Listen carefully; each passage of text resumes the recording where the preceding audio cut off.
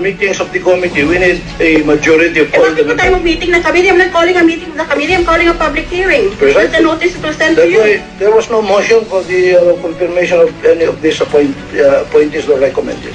Madam Chair, may I move to suspend before we vote? You're questioning my authority. I walk out of this meeting.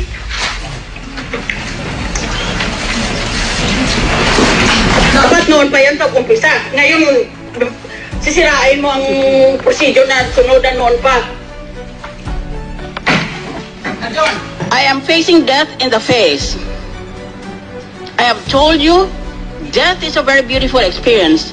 So I'm no longer pulling my punches. Pag mali, mali. Pag corrupt, corrupt. For all those jerks in government who are my enemies, I repeat, they are the reason why God created the middle finger.